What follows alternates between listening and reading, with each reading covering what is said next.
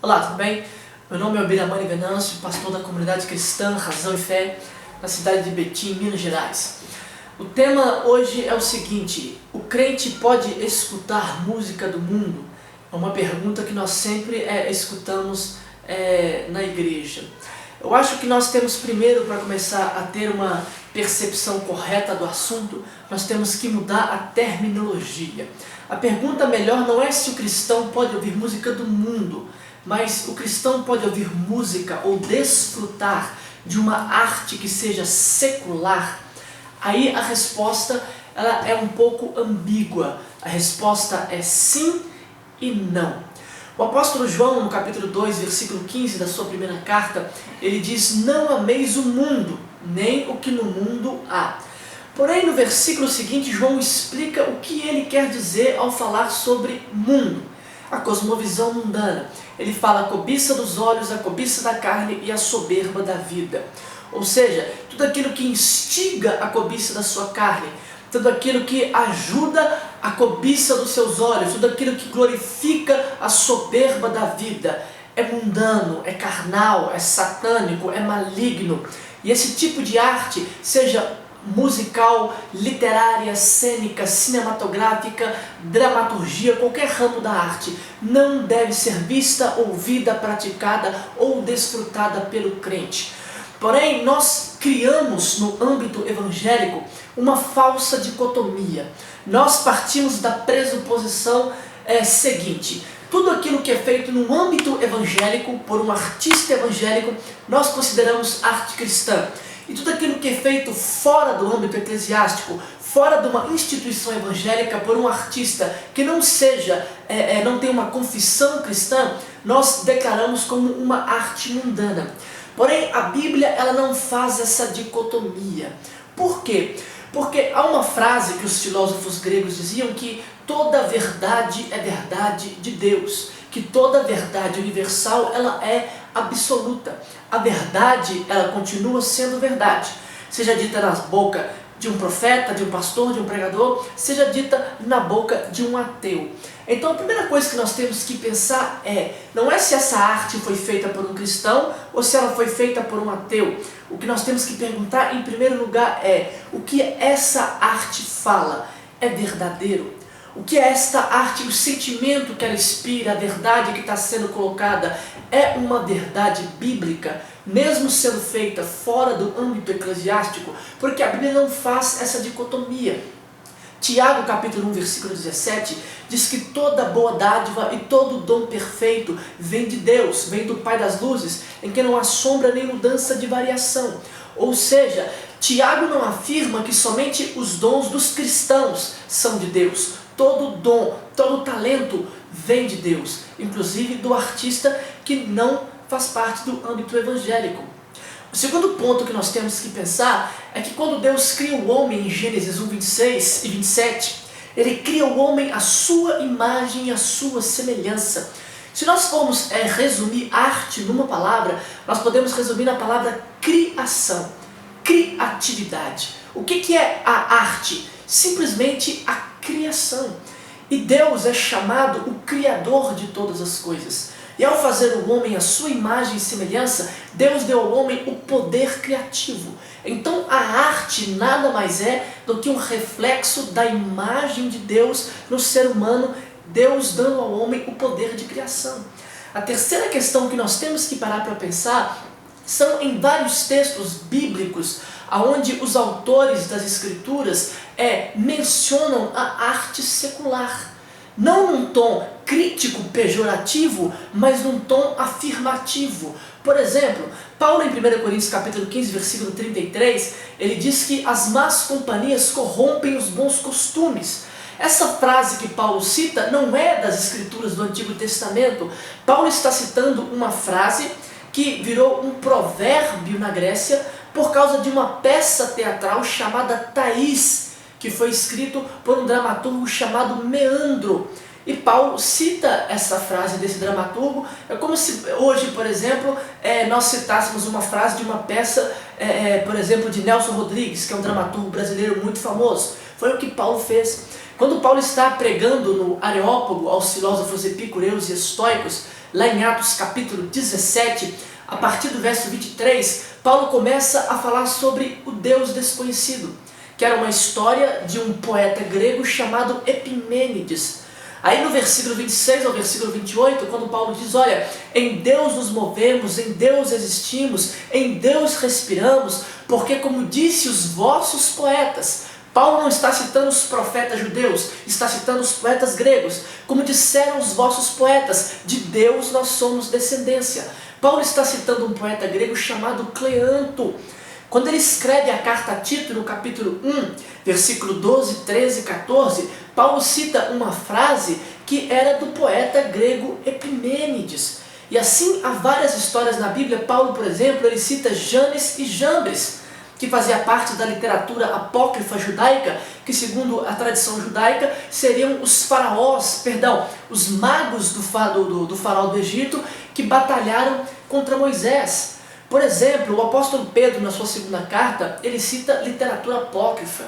Judas, na sua carta, quando ele diz no versículo 14, anuncia a volta de Jesus Cristo, ele usa um texto que era uma literatura apócrifa, que fazia parte de um livro chamado o livro de 1 Enoque.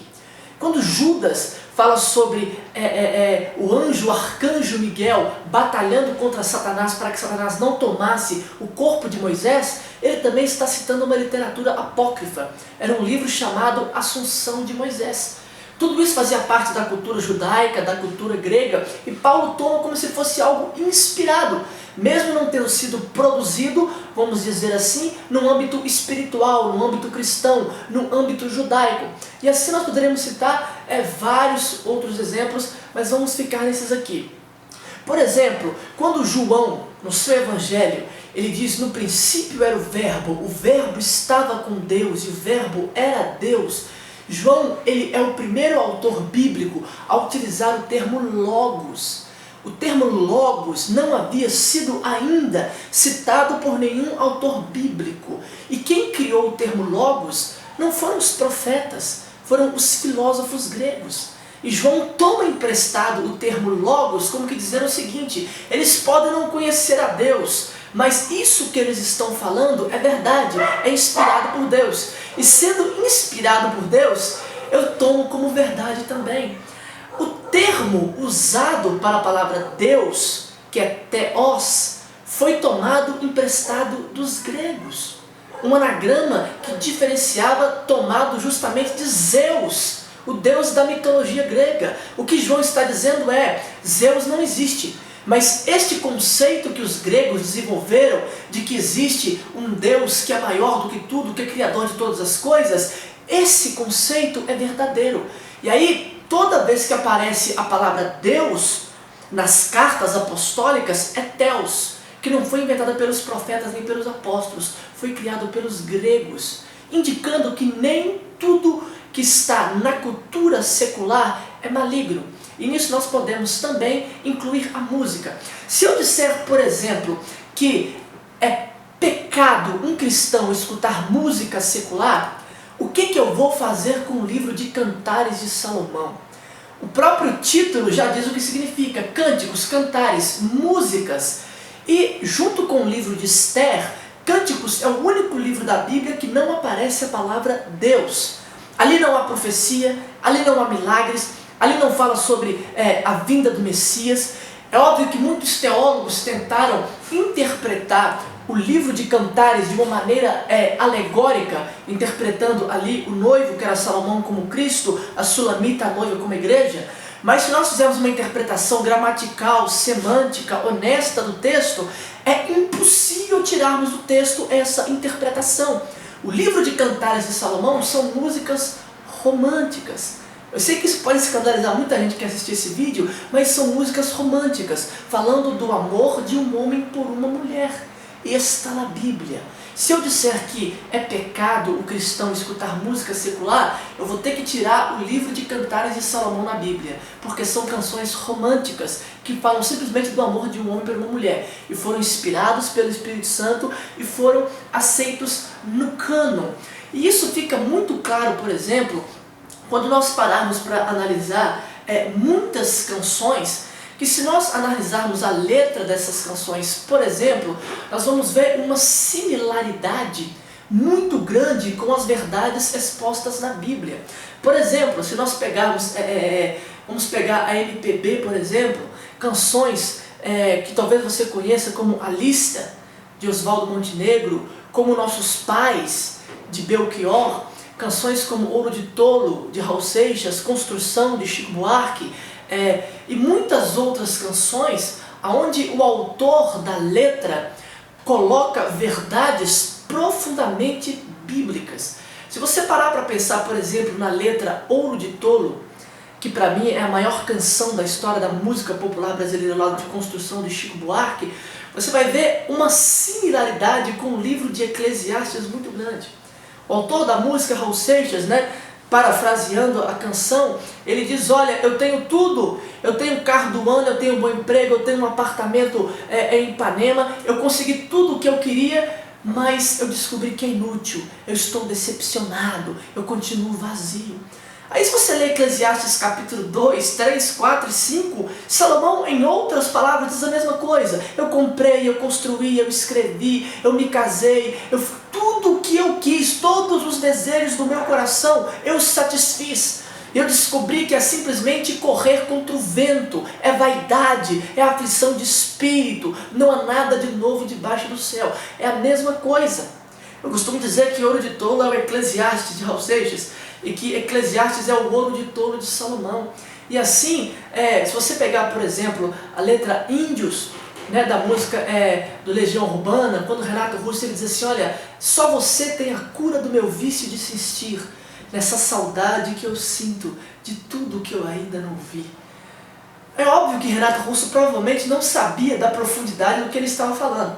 A saudade que eu sinto de tudo aquilo que eu ainda não vi.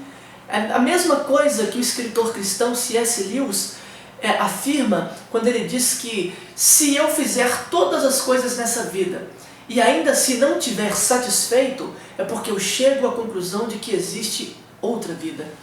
Se não há nada nesse mundo que me satisfaça completamente, C.S. Lewis dizia, eu chego à conclusão de porque eu não fui criado para esse mundo, eu fui criado para outro mundo.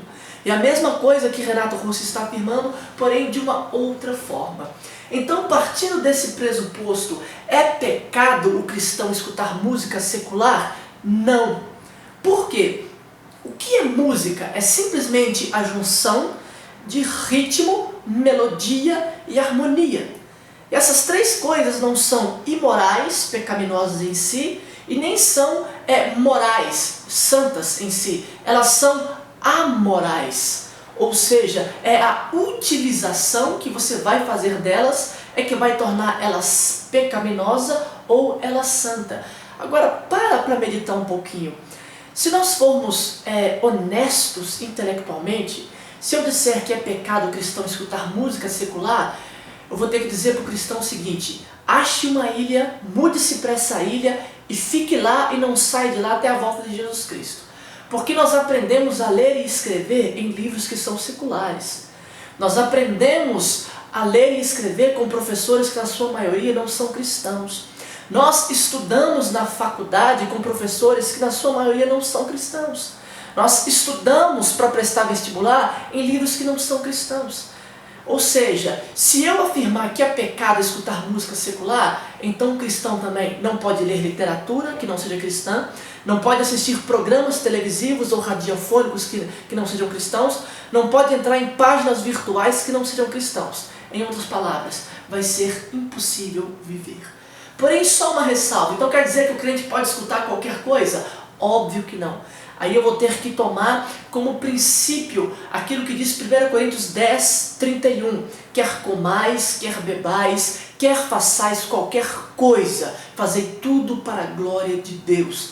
Essa música que eu estou escutando, ela zomba do Evangelho e glorifica a mentira? Essa arte que eu estou desfrutando, ela zomba da existência de Deus? Ela glorifica a Satanás? Ou ela simplesmente glorifica aquilo que Deus fez, consequentemente dando glórias a Deus? Ou seja, simplesmente use o seu senso crítico à luz da Bíblia. Na pergunta inicial, o crente pode ouvir música do mundo ou desfrutar de uma arte do mundo? Não. O crente pode desfrutar de uma arte secular? Depende. Use o seu senso crítico à luz da Bíblia e que o Espírito Santo te guie em toda a verdade. Deus abençoe.